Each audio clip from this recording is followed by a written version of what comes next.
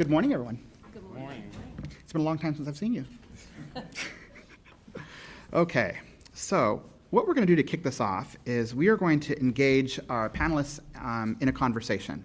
And to kick this off, we are going to have each of our panelists introduce themselves in the context of their work in under 3 minutes each.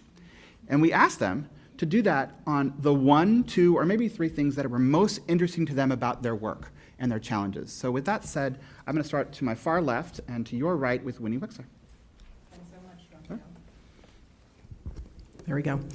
Good morning, everybody. So exciting to be here, really kind of amazing. When I've talked to people about the fact that I'm going to a foster care and technology hackathon at the White House, it's like they can't believe it. I mean, I can't believe it, and I've been as involved in this as anybody. It's really amazing and a tribute to everybody here that it's happening. Pritzker Foster Care Initiative focuses on supporting programs for transition age foster youth, meaning those transitioning into adulthood, late teens and into their 20s.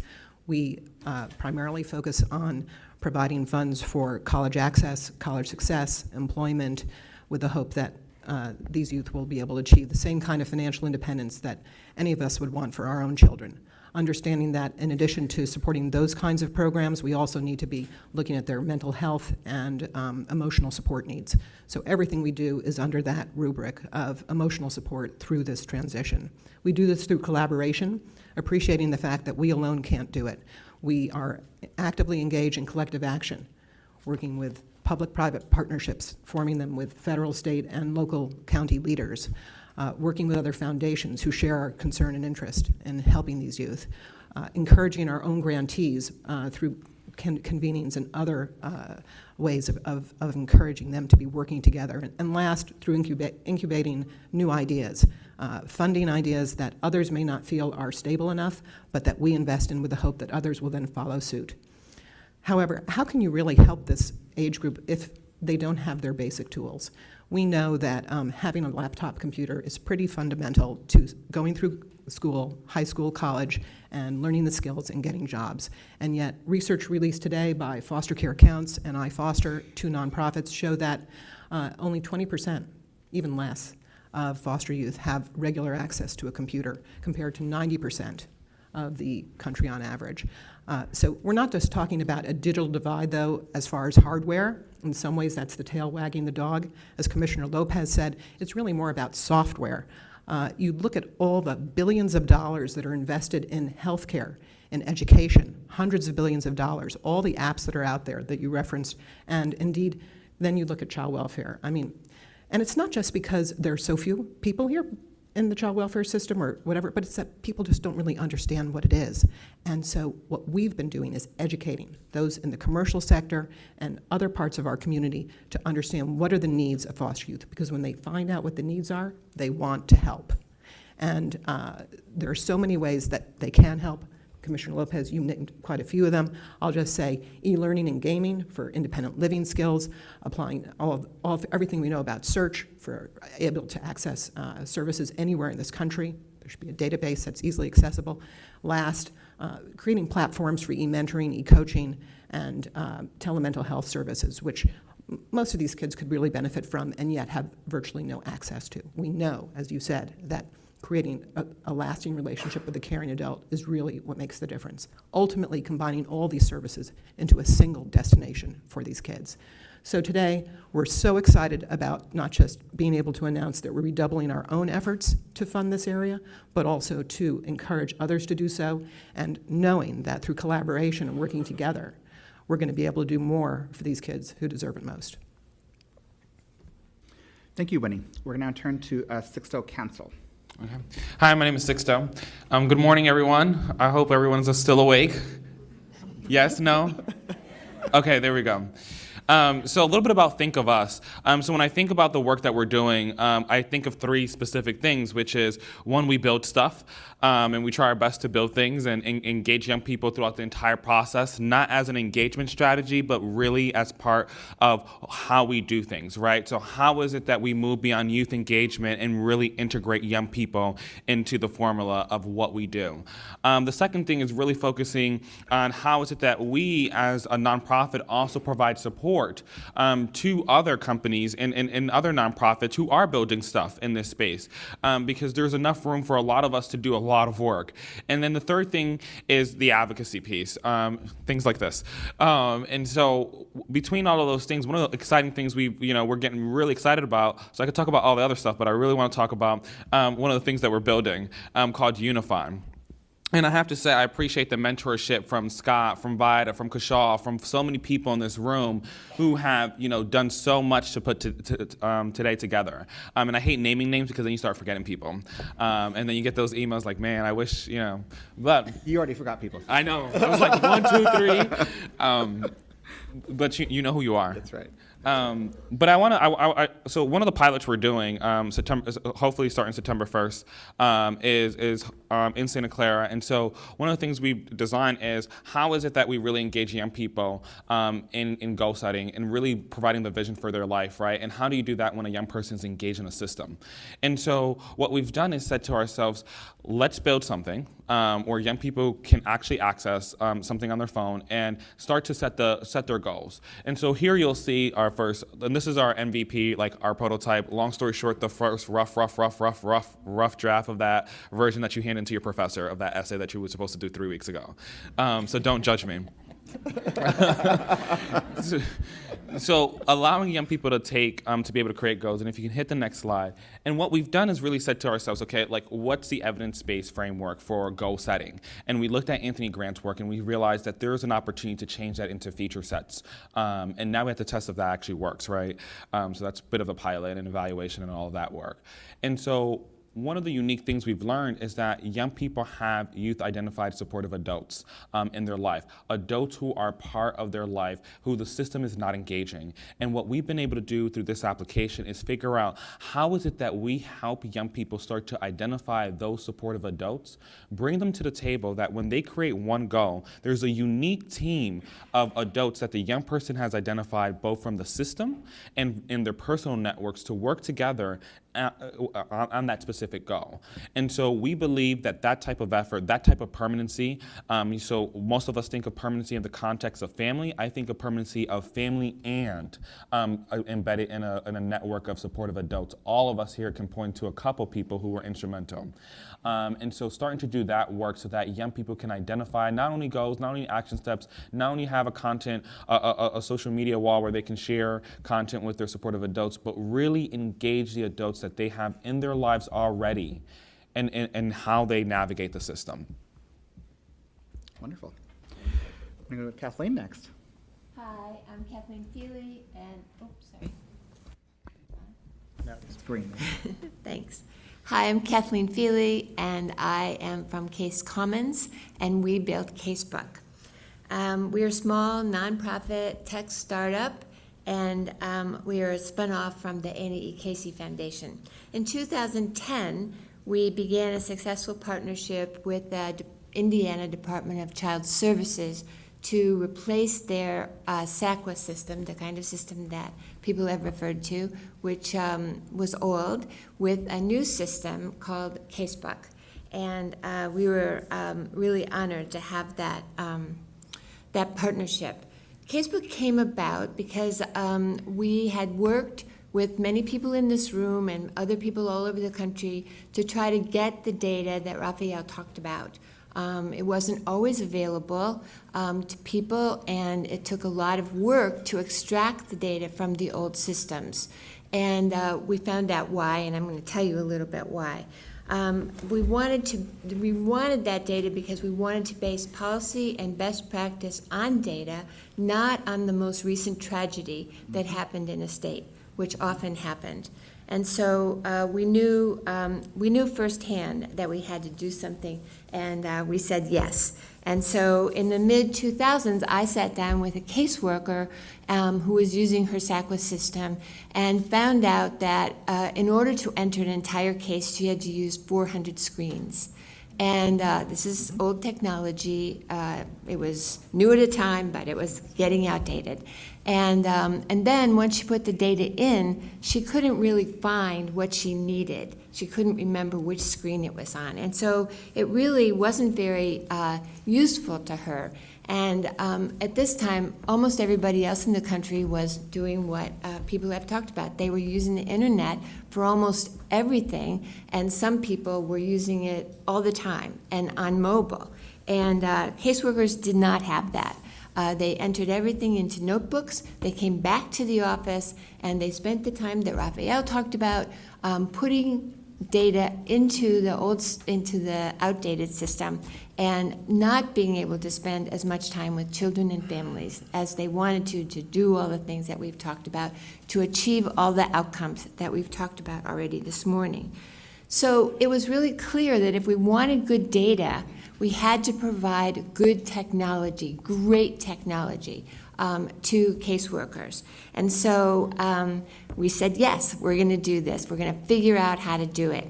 And we borrowed concepts from social media, and we were off and running. And we were very lucky. We had funding from the Casey Foundation, and we had this partnership with the state of Indiana, DCS. DCS freed up cadres of workers from all over the agency so that we could build the system from the users up. And so we got, they gave input into every feature that is built into Casebook. This is an enterprise, statewide case management system, and so it was really important that it worked for the workers. We used a true agile methodology in building this, and it's the first technology in the country that actually replaces an entire case management system with this new kind of technology. We went live statewide in Indiana almost exactly 2 years after we started. So unlike older systems, Casebook is person-centered. And so you can see here that we believe that you can integrate data around a person and a family, not just around a case. And so that makes it easier to do the kind of integration, again, that people have talked about. As workers enter required tools, required data, the system automatically builds tools that are useful to the worker, like a family network, so that a worker can find a person, a grandmother or an aunt, who can take a child in when they have to go into foster care. Casebook is totally mobile. It resizes for any device, and you can see the mobile application here, so it can work on a phone or a tablet. The final thing that we do that I think is really helpful for workers is that we show them data that's really important for permanence and safety right on their dashboard page. So if a child hasn't been seen by an adult, in 30 days, that shows up. If a child, we know that children have more successful reunifications with their families if they visit with their families very often. That is shown on their dashboard. And in Indiana, in the first year after we put that metric onto their homepage, the number of visits with children and with their families doubled. And so, almost doubled. And so we're really proud of the work that we've done. We're really excited about the work that's being done here. We want to provide both reliable data and new ways to involve everybody in the system, the youth who are served, the children who are served, the families who are served, and the foster parents. We know we can do it, and we have to do it, because the future of a lot of children, hundreds of thousands of children, and our country depend on it. Thank you. Thank you, Kathleen. Let's go to Brian. Sure. There we go. Good morning, everybody. So here, let me turn that off so we don't get echo. So I'm gonna geek out with you guys on the policy stuff for 1 second. I promise I won't get too nerdy. So I, unlike many of you, I first was exposed to the world of child welfare in, I guess, 2009, 2010, when I was working for Mayor Fenty in DC. I was running the technology office, and I had heard about this case called, or this case about a woman named Benita Jacks. It was one of the tragedies that Kathleen mentioned, and one of the reasons that people gave for why this tragedy happened was that a lot of the information systems that existed at the time didn't connect to each other. The data didn't flow from the education system to the food stamp system to the child welfare system, and nobody was able to put the pieces together. We had just started to look into that when Mayor Fenty unfortunately lost his re-election, and I, along with many other people, learned what happened when your political sponsor loses an election. It's actually not that you get fired. You submit a letter of resignation, which then the new administration chooses to accept or reject. Needless to say, they get accepted most of the time, but little tidbit. Anyway, from there, I went to work for Governor O'Malley in Maryland as the Chief Innovation Officer for the state. And a few months after I started, I get this call from the Department of Human Resources, which is the department that does a lot of child welfare, all the child welfare work in Maryland. They said, hey, can you come to this meeting? We're talking about some information technology around child welfare case management systems. That was the first time that I met Kathleen and saw Case Commons. And what I saw at that meeting was a dramatically different way of thinking about how technology could be used in child welfare to actually make things different. We literally looked at what they had built with Casebook side by side with the green screen technology, literally green screen stuff that the caseworkers in Maryland were using, and I was like, oh my God, this is crazy. And so they left, and I was like, well, clearly we need to do something like this. Why aren't we going to do this? And the answer was SACWIS. And I was like, what the hell is SACWIS?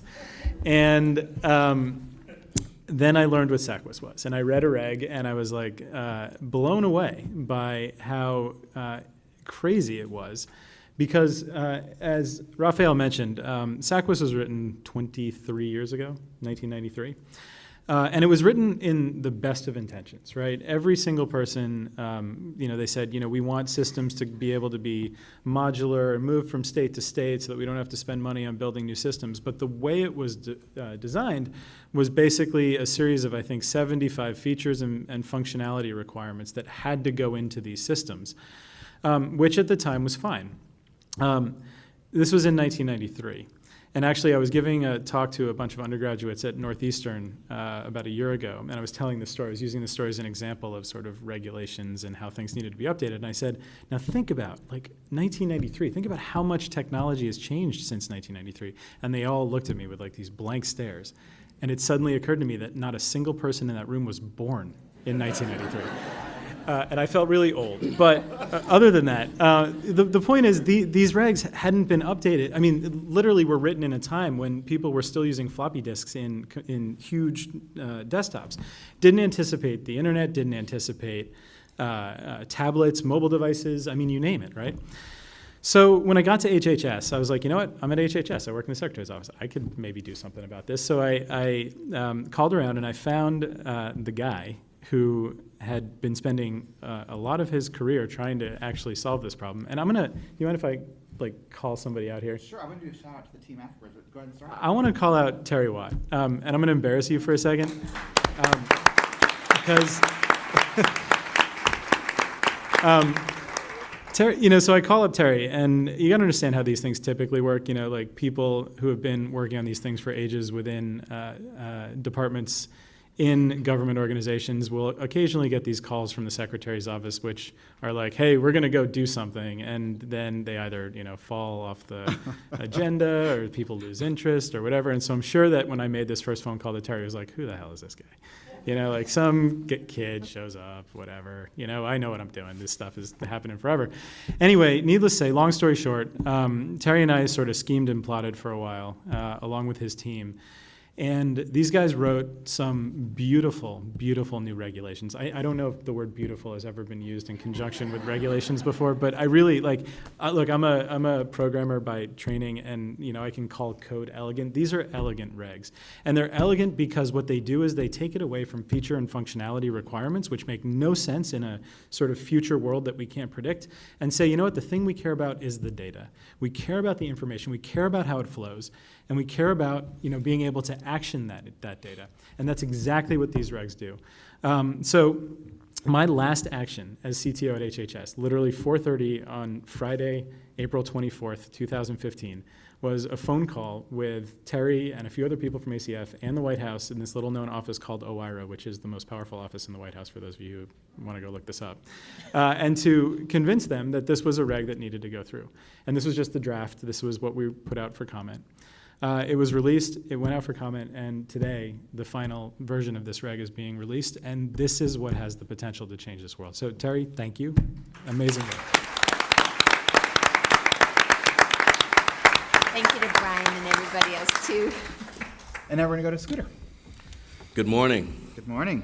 My name is Kevin Scooter Ward, and I'm the Acting Chief Information Officer for DC Child and Family Services Agency, and I'm here to talk to you about a few things that we're doing. We took a hard look at our processes and things in DC and figured out that data is not really our problem. It is the communication of that data to parents, to families, and we're moving it on to youth and to schools as well.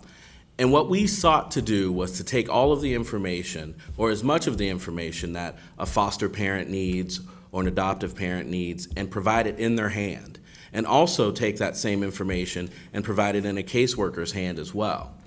All of us in our SACWIS systems have beautiful data. I call it, because I'm a nerd, I call it beautiful data. I think it's beautiful. You can slice it left to right, up to down, all those kinds of things. But the real issue is we are limited by what our technology will allow us to do. We heard earlier that, we haven't had CCWIS regs, comprehensive CCWIS regs come out since 1993. Most of us probably created our SACWISs soon after that. Ours was created soon after that, and it's approaching 20 years old. And there are things that we try to do with our technology that I can do on my phone that we can't do out of our SACWIS system just because we're limited by that effort. So the challenge for us, like I said, as it's presented here, was really getting that information into folks' hands. And we took a hard look and said, we can't do this on our own. So we partnered with technology innovators and folks in the industry and came up with a solution, which is the Foster DC Kids app. It's available in the Android market, it's available in the Apple App Store as well. And what this really does is does two different things. It visualizes for a foster and adoptive parent. My husband and I are foster and adoptive parents. It visualizes all of your children's data in your hand. We're adding education to it, we're adding various other things, but in its infancy, it visualized name, Medicaid number, any sort of special needs that they had, right there at your hand. Those of you who are social workers know, or have been social workers know, foster parents are quick to pick up the phone. What's my child's school? What's their Medicaid number? What is all these things? And us being able to put that in their hands has been so powerful. Now, the flip side of that also is there's a view for caseworkers. Our caseworkers have a view where they can have real time, and I say real time means when they look at the alert on their phone, conversations with their foster parents and answer questions. You don't have to pick up the phone. You don't have to worry about lag time and email and things like that. This has been huge for us. What it has done is freed foster parents of the need to feel so dependent on picking up the phone, sending an email, going down to the office if they feel they needed to do there, and have the information for their children. The last part of what we're really trying to do is changing our SACWIS system. As I said earlier, our SACWIS system is approaching 20 years old. We want to really meet folks where they are, and that's really our workers and our parents, allowing them to not have to step back in technology, but really step ahead in technology. When they look on their phone, they should be able to see everything they can see in their SACWIS system on their phone. They should be able to look up case records on their phone. Now, we do have a mobile visualized version of our SACWIS system, but because it is almost 20 years old and limited, we are still limited in what we can show and what we can present for those folks. So I'm happy for this, both as the acting chief information officer and as a foster and adoptive parent, because I know we've been heard. And this is such a great opportunity for us to change the lives of children and families. One of the other things we're doing two more things, is we're making an older youth-focused app, which will direct them towards community resources, caseworkers, case management, housing, employment opportunities, all of those things that the agency can provide for them in the palm of their hand. We're also doing the same thing for some of our in-home folks. We just came up with the idea last week. Why not take this a step further and look at those folks we're working with in-home and allow them to have the strength and opportunity to connect to all the services so that they can keep their children at home, so that they can foster, real relationships with their children and learn through the services that are available. Because as a parent and even as a caseworker, these things are overwhelming. You don't know what a family needs. They may have too much pride or not understand what they need. But if you can just provide it there as a menu and allow them to self-serve, I'm convinced it will be successful. So I look forward to what we come up with today. Thank you, Scooter. So as you see from the diverse perspectives that have been shared, they represent multiple sectors, right? Not only in terms of their training from being programmers or working in private sector, but philanthropy, nonprofits, actually direct services, direct clients of the various systems we're trying to talk about.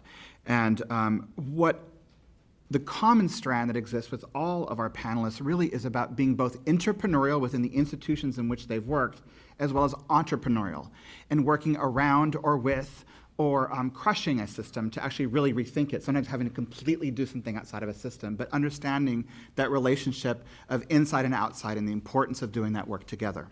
So I'm curious, I'm not going to ask every single one of you every question as we discuss, but I want to talk a little about some of the issues that you have faced as big challenges in your roles trying to overcome resistance to change and using data and technology and innovation in the work that you've done.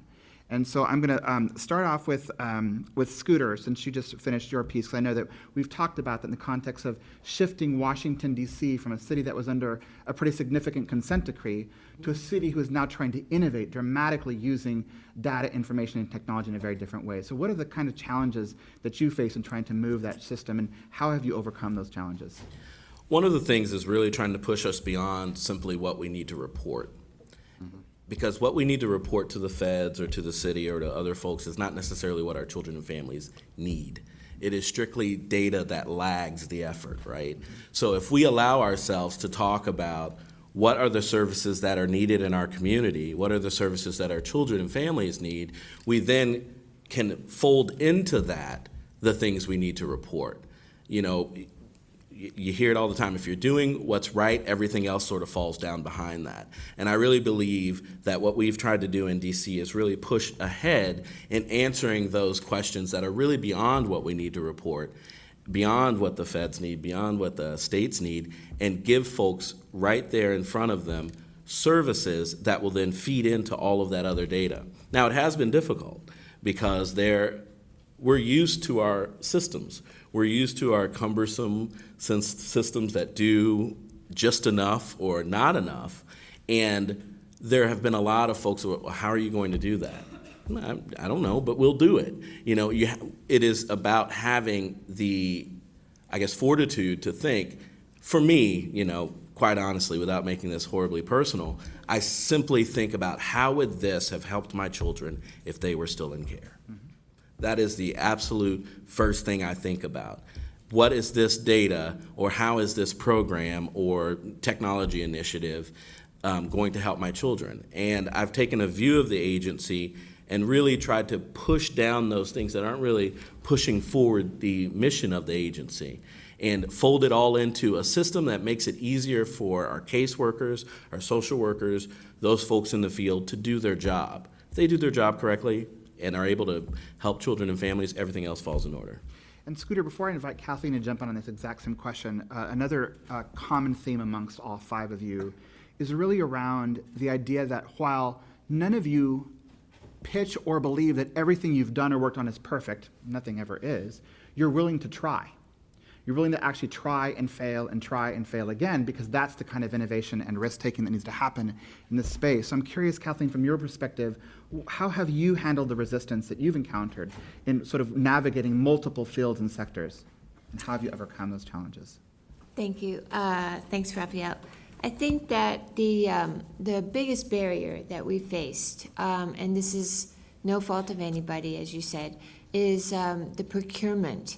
I think that there's still a bifurcation between the program side of the house and the technology/procurement side of the state. And we always say that we should have the chief technologist should be on the commissioner's staff, right in the room, hearing what's needed by the workers in order to help kids and families. And on the technology and procurement side, there should be program people advising them. Now, some states are doing that, and that's great. But there's often just a real bifurcation, and we are trying to work with states to do that. We have not met a program in a state, a child welfare program, that doesn't love Casebook. Doesn't happen. It is another thing to get it. I mean, some of it's money, some of it's all kinds of other things, but we have to figure out how to bring those two sides of the house together. And the only way that I think we can do it is by education and by bringing people who really can speak to how important new technology is to getting it out there to help workers, help kids and families. And Kathleen, sort of leaning into not only sort of the antiquated procurement systems across all of our states and counties and tribes, but also around this larger issue of the fear that happens around new technologies. Because oftentimes the fear wall comes up and are you encroaching on privacy? What about Big Brother? And what more information are you collecting? And why do you have the right to do this? So I want to open the next question with Sixto and to help us better understand what happens when people dismiss new ideas and new tech innovation by essentially blowing it up with the Big Brother and sort of, not being able to really look at, as we've now heard in these two cases, how could we better serve our children, youth, and families?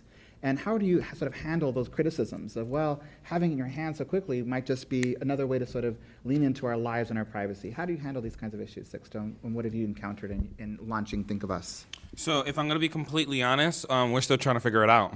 And so, when I think about the consequences, I think of, I have 10 siblings, and some of us have been in foster care. Some of us were placed with family members, and 2 of my siblings are not here today.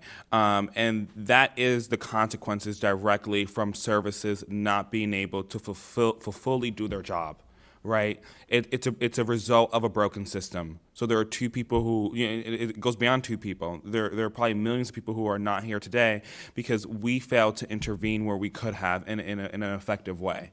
And so to me, when I think of the consequences, I also go beyond those 2 siblings to think of my other brothers who have been in and out of incarceration, right? And who have dealt with these things. As a 9-year-old, my little brother went straight into a group home, did not leave group home settings and lockdown facilities until he was 18 because he no longer qualified because the way things are financed. And then what did they expect? A low-level group home to transition him into his own apartment? The world doesn't work that way. And so when I think of the consequences, that's one. When I think of our work and our role, I really approach this by really talking to folks and realizing what's already going on and what's the potential impact there. And so as a young fellow at Jim Case Youth Opportunity Initiatives for years, what we realized is that we have to focus on the data and the best practices. We know that the neuroscience says that young people are going to take risk, right? We know that we need developmental moments. We know that young people need to be embedded not only in a network of adults, but their peers. So there are things that we know that we as a system yet refuse to implement. And so to me, when we start getting those pushbacks, I just start want to just pull out the paper and you see that page highlighted on page 26 where it talks about the plasticity of the brain? This is why this happens, and this is why we need this. Absolutely. Thank you, Sixto. I also want to pull in Brian on this piece of sort of both the moral imperative that we're hearing Sixto talk about, but also sort of the lack of communication between the sectors on not only privacy and Big Brother, but big data in general. Sort of how have you handled those kinds of criticisms, and how do you sort of see this work moving forward? Sure. So, I think it's a few things are important to understand, right? One is the incentives that a lot of the people who are working in these agencies and governments and ecosystems are affected by, right? And a lot of times the incentives are unfortunately not based on outcomes like they should be, right? But the incentives that drive people are based on, keeping their name out of the Washington Post, or not getting their hand slapped, or, just kind of doing their job and keeping on, doing the same thing because it's working okay, right? And that's really and we have to, I think we have to understand that, because unless we understand that, there's no way to really challenge that way of thinking in an appropriate way. I mean, we've all, I'm sure, gotten involved in political arguments with people that don't agree with our political views, and you try to like throw out all this data to get them to come around and do a different, way of thinking, and it never works, right? Because, and again, research shows that people have this inherent bias that they stick to. They seek out information that supports that bias, et cetera. So if we want to change the way that people think about this stuff, I think there are a couple of tactics that we can use that are fairly effective. And might actually help us get some of these new ideas and new technologies into the ecosystem. Number one, and something that I've found useful in the governments that I've worked in and the large organizations, is look for the early adopters, right? There are always going to be people in an ecosystem who are waiting for you to show up, right? They've been waiting their entire lives for something amazing to come across the transom that they can take advantage of. Those are the people you want to work with, because those are the ones that are going to help make your stuff successful. The people on the other side of that bell curve, the ones who are sitting there saying no all the time and using things like Big Brother and privacy as reasons why you can't do something, you will never convince them, right? Or it's going to take a really long time, so don't waste your time, because it's not worth it. Secondly, there was a great book that the Heath brothers wrote, Chip and Dan Heath, called Switch, which I highly recommend everybody here whoever wants to convince somebody to do something, to read this book.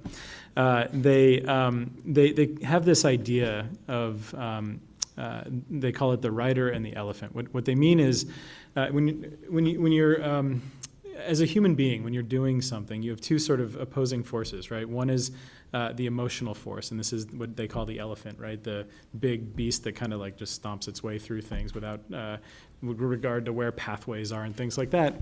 And then you also have this like logical, rational element they call the rider, the guy sitting on top of the elephant, pulling the strings, trying to get the elephant to go a certain way. And both of those things have to be addressed and have to work in context. I made the mistake many times before reading this book about only appealing to one of those two elements, and then wondering why people never would change or do things differently. As soon as I read this, it was like a light bulb went off, right? And I realized that if you want to get people to do things differently, you really need to capture their emotions as well as their sort of logical, rational thought patterns. And this is a perfect example, right? We are talking about an incredibly emotional subject, right? Like child welfare is full of like crazy stories that, when you sit down and listen to them, it's just, they're heartbreaking, right? You can approach emotion pretty easily, I think, but it has to be done in conjunction with that logical side if we want to convince people to do things. And I think that by going down those paths, right, working with people who are like raising their hands to work with us, A, and then B, appealing to both the logical and the emotional sides of people's personalities will actually get pretty far. Brian, you lift up something that actually is right up the alley where Winnie's working on behalf of the Pritzker Foster Care Initiative. And, Winnie, we know not only just with the announcement today and the commitments that you've been such a phenomenal leader on today and moving forward, that you're trying to build public and private partnerships in a different way, that no one sector can solve these huge, big, problems in America without reaching across multiple sectors. So tell us a little bit about how you're doing that and why you think it's so important to build public-private partnerships and thinking about the next generation of work with technology and innovation and child welfare. Well, you've made it easy for me to respond because I think this event itself is the best evidence of that. Certainly, this concept of holding in the White House a event to highlight the impact that technology can have on foster care was not even something that I could have imagined. And the fact that it's happening just shows the power. As you said, the outcome of today will really not be about just what goes on in the next 2 days, but all of the evangelists that come from this event. We held a convening in Los Angeles in October, bringing together commercial software developers and those from the child welfare sector to talk about what could the nonprofit sector learn from commercial software development. And I'm happy to say many of those people are here today and providing hackathon teams, because we know that once people understand the issues in technology, they want to be part of the solution. So it is all about building that partnership, because people want to help. They really do. I'll just say one thing about building public and private partnerships at the county level. We work very closely with LA County. For about 2 or 3 years, I was almost embedded in DCFS to really understand how we as a foundation could help the county. And once we put together a list of projects, we were like, well, we can't fund all this. And I should add that Casey Family Programs was a partner with us in really trying to get that list together.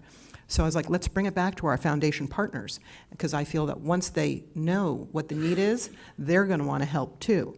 And it was a little interesting because when I brought it back to, we formed a group of, a foster care funders group in Southern California to work with the county and to try to help address their issues.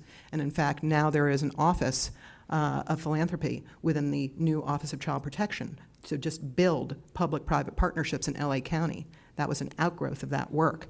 But the point is, not every foundation wants to just take a list from the public sector and say, okay, we'll do what you need. In fact, what I was told was, by some foundations, we're not their checkbook. And I was like, well, we are. You know, that's the way we view ourselves. We want to do what they need and to have done, because I respect the fact that they know better than me what needs to be done. Not everything that they listed was technology-based, but many of them are. And so it's just, to me, and I think to Jeannie Pritzker, who works with me so closely on all of these things, the public sector can fund things far beyond what we could ever hope to do. So if we can help make good policy and put into practice the best thinking, we have more than exceeded our capacity.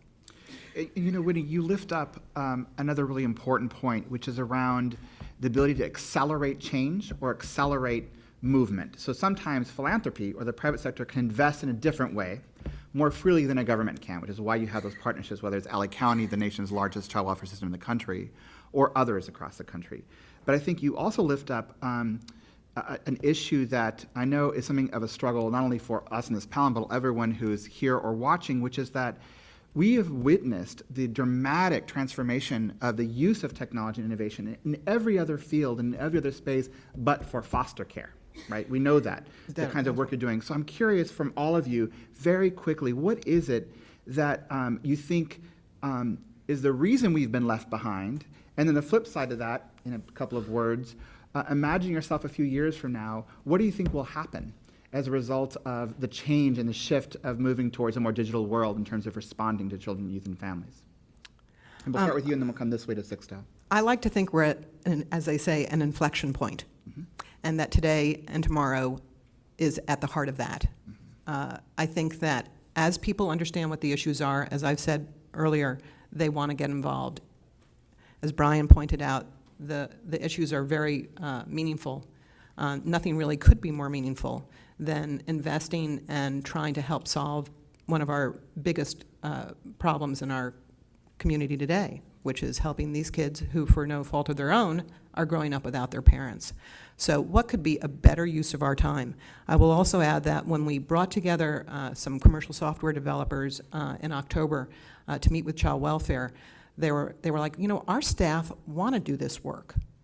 It's actually a benefit to us. You know, we're building things that are going to ideally make money and bring a profit. But on the other hand, our staff want to do things that are personally meaningful to them. So if you bring me a project that I can make available to them, I'm doing our staff a favor. Great, thank you. Scooter. Excuse me. I think one of the things is, at the onset, taking the stigma of foster care and children being in foster care, not having it be so negative. Lifting it up off those children's shoulders and allow them to know that you can succeed as a foster child, and look at all these people who are lining up to help you succeed. I think that's part of it. And I think the second part is coming to the private sector and saying, look, these are folks that, you know, can be future consumers or any various types of things that you talk about. You know, I hate to sound bad, but I think part of the reason that this is not at the forefront of, you know, developers' minds or industry's minds is because they probably feel like there's no money in it. They feel like there's no opportunity for them to really do something. And we have to prove that there's an opportunity to do something. The opportunity is you keep a child from falling into dire circumstances. You keep a family together. You educate a child. You make a child, an employee. At DC CFSA, we do a very good job of bringing children as interns in various different departments to show them that, as you transition out of care, these are the types of things you can do. This is not the only thing you can do, but these are the types of things you can do.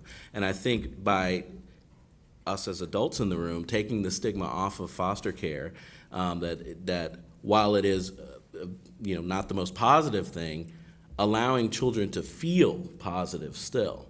I asked my older son once, I was like, when you were at a group home, what was the one thing you wanted? And he said, unconditional love. And that's what all these kids want, right? They want unconditional love, and we should give them unconditional opportunity as well. Thank you. Brian? All right, quick question for the audience. How many people here are coders? Cool. All right. The quicker you go, the quicker I turn to them, so go. Good. How many people here are work in foster care in some way, shape, or form? Awesome. And how many people here finally work in some kind of state or local agency actually, kind of dealing with that kind of stuff?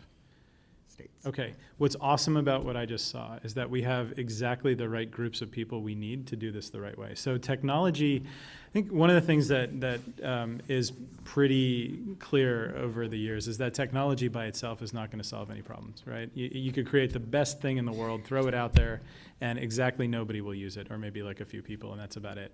But we know also that if we co-create technology with both the people who are using it and the people who are, sort of part of the ecosystem that are going to be affected by it, we actually can build something that people will use. I think this is one of the things that Kathleen and Case Commons has done really well over the years, is actually work together with both people in the foster care ecosystem and with the kids themselves to actually understand the needs and build those needs into software. So my request for everybody here is to really think that through, right? Do true user-centered design. Think about the needs of the people. Get everybody involved and have sort of these heterogeneous teams that are able to create things that work across the board. Thank you, Brian. Kathleen? Thanks. I'm going to build on what everybody else said because I believe and agree with everything. I'm going to talk about the future, and what I'd like to see in the future is that this ecosystem is on the same vision. We're all using the same vision, and we all have the driving objective of really changing, flipping the script, and really helping kids. And I would like to see technology so ubiquitous and so taken for granted that people, of course, are only thinking about the kids because they don't have to think, and the families and the foster families, because they don't have to think about the technology. It's just there like we use it. It's out of the way for them, and they can concentrate on what we all should be concentrating on, is how do we really improve the system in this country for all kids. And I was going to say one more thing, but I forgot. That's okay. Thanks. If you remember, let me know. Okay. I'll sneak it in for you. So Commissioner, you asked for reason and future. I'm going to get to the future, but we can't ignore some of the reasons here. And we need 2 days for that. But if I had to start listing off stuff and just say things that we shouldn't ignore, race does play a factor into this, right? Let's be real. Let's also think about inclusion. Let's also think about the fact that we had a federal agency protecting animal abuse before we had an agency protecting abused children. Let's also think about the fact that there's classism, inclusion, et cetera, et cetera, et cetera. But all of those et ceteras need to start being addressed and we need to be real about them in order to really start thinking about the future. But to end on a happier note, I think of what I expect to see going forward is that first of all, let's start asking the technologists in the room, the technology community, the data community, what is possible. So many times we have come as child welfare to their door, knocked on their door and said, we need you to build this. If we knew exactly what to build, we probably would have built it already. We need to collaborate with folks all the way across, right? The second thing is to think about, let's stop thinking of technology as one thing that we just pull something from and see. Like, you have developers in the room, people in the room that we've invited who all, in some shape or form, what they've created in their initiatives have changed behaviors, have changed the way things work. Literally, a great example is Slack, right? Replaces email. I love Slack. The fact that you can just go ahead and have multiple conversations, and it changes the way the whole organization works in the culture. So you have tools that are here that have changed culture, that have changed policy within organizations, the way people work. So as we think about how is it that we're going to look to the future, the first thing we need to think about is how are we using technology, how are we using data, how are we using everything that we have to unlock something beyond human capability. Because if you're just throwing tech at something, all you're doing is replacing some legendary practice that was killing the innovation, that was killing the outcomes in the first place with now some technology. It's not innovative, right? We have to move beyond that. So Sixto, that's exactly right. And because we are running on time, we are going to open it up to our friends in the audience and across the country. Let me tell you what we're going to do here. First of all, there are 2 hashtags we're using. So for those of us joining virtually, please also use hashtag WHFosterYouth as well as hashtag HackFosterCare to tag your questions, your thoughts, your inspirations, your concerns, anything. Join us in that dialogue, and we encourage all of us here in the room to also do that. We are going to have 2 microphones by my friends Elijah and Wendy, Oprah style, who are going to, and I'm going to call on a couple of people, and it's important, so we'd like your name, where you're from, and a question that ends with a question mark, so that we can get more than one question here, and then we'll actually engage with the panelists. If you have the question for a specific person, please ask it. If not, I'll help moderate it so we can get through a couple of questions. So first hand went up right here, and then we're going to go to David in the back. Sorry, coming. So Elijah's coming right now, and actually, Wendy, if we can get ready for our friend in the back with the teal shirt on in the back there. Great. Thank you. I'm Bob Schwartz, formerly with Juvenile Law Center in Philadelphia. For those of you who are either on the ground have implemented stuff or are thinking about the future, one of your et ceteras from Sisto is the misuse of information. Many of the kids that we're talking about end up in the justice system based on information coming from other systems, from education, from delinquency. How are you designing your work or thinking about the work or these 2 days to make sure that information is accurate and not misused by people who are controlling kids' lives in often harmful ways? Okay. So does anybody want to take it? If not, I can use the Socratic method, or I will take it. You guys decide. Scooter, please. In DC, there are a couple of different initiatives we're using to attack this problem. One is an initiative that is going on right now called DC Cross Connect. And it's really an effort to have multiple agencies within the district government speak to one another, share the data, so that every time somebody brings up their system on John Doe, they see John Doe's educational history, heaven forbid incarceration history, if they've been involved with Child and Family Services Agency. Any of those things are able to be seen across different agencies. Because I think, as you said, part of the problem is there are these stacks of information where someone may have a ton of educational information that may lead to how they need to be treated by a separate organization that they're not getting. So we're looking to attack that problem by aggregating all of that data and allowing each one of our agencies to look at it and make evidence-based decisions based on what they see rather than what they think may be the issue with education or anything else. I'm going to go to the back of the room. Should be on. Hello. Hello, we hear you. There we go. My name is David Hall. I'm a former foster youth from the state of Oklahoma. I was wondering how we've engaged youth in this process of what apps should be needed, what technology needs to be used. Being that we do have alumni advisory boards across many of the states, I know that they would be a great resource. From there, what ideas have come about from that and how we're looking to actually administer those, especially within the difference between like our rural communities and our urban communities. Thank you, Dave, for the question. I'm going to actually have Sixto answer that, given what you're doing with Think of Us. Yeah, so young people are integrated throughout the entire process. I mean, it's not an engagement strategy, and I think that's very important to tell folks. You know, in your organization, it's not an engagement strategy. It's part of how you do what you do. And then even more so, pushing the boundaries, thinking about what other voices are missing at the table, bio families, et cetera, et cetera, et cetera. And so in this particular process, through the hackathon, through the work we do, one, half the company is young people. That's one.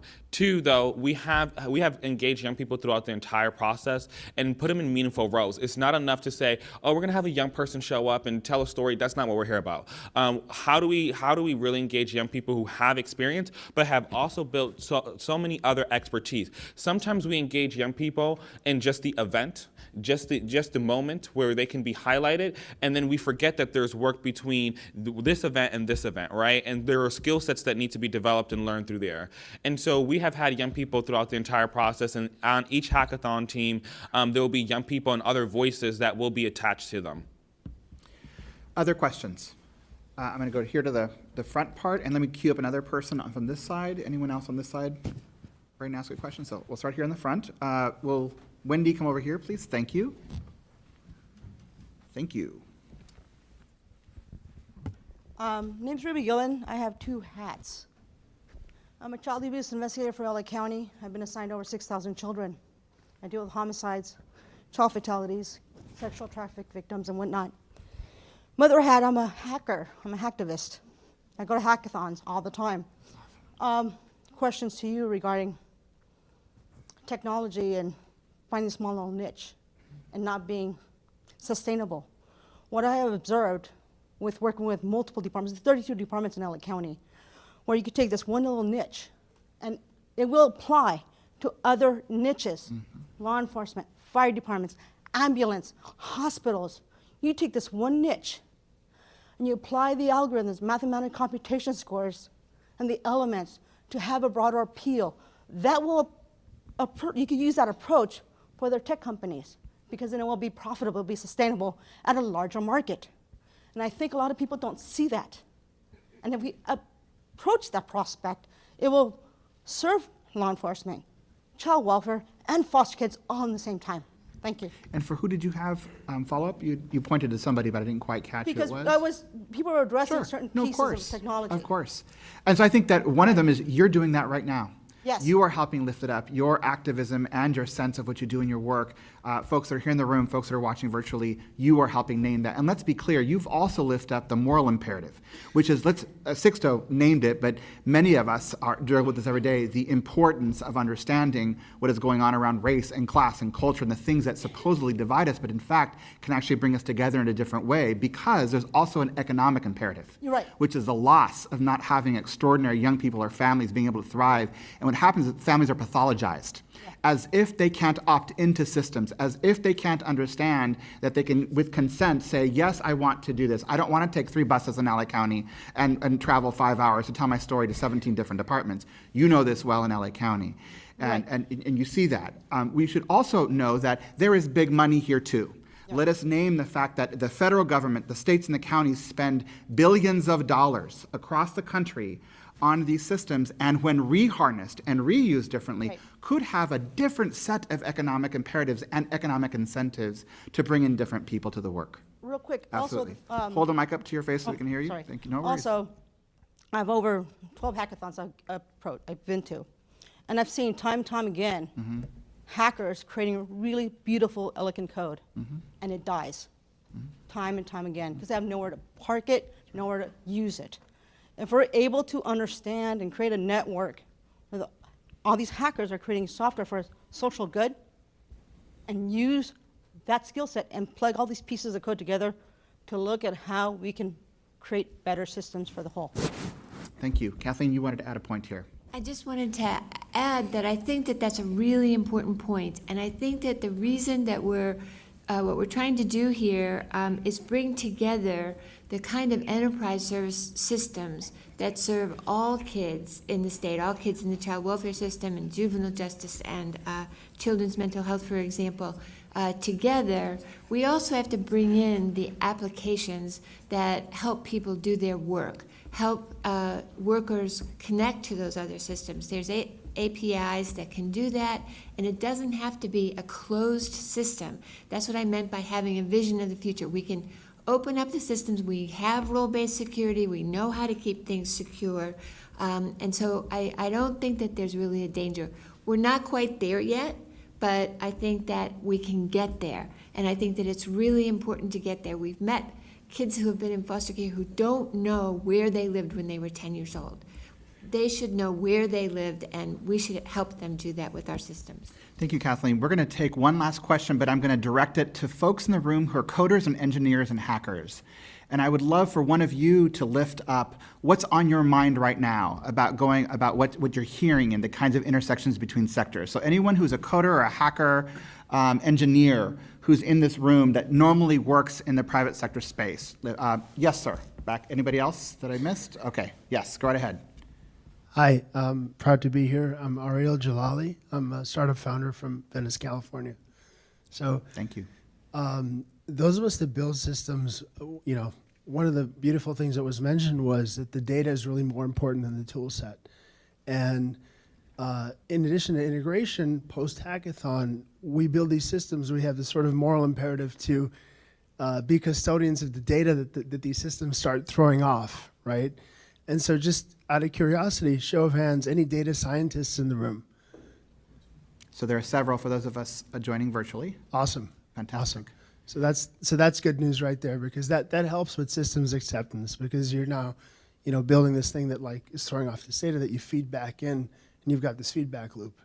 So that's exciting. Thank you very much. And Six and I were chuckling earlier because the configuration of this room is by design. So when Brian was asking the questions of who is different sectors, there are so many that weren't named, but it's by design. There's a lot of intentionality about those of you in this room today and what you bring to the table and the talent that you bring and the lens that you bring and the various sort of, both in your work or externally in your volunteer time. And that's because we believe that you can actually not only enliven and enrich in this work, but actually take it in a very different way and move it forward and accelerate it.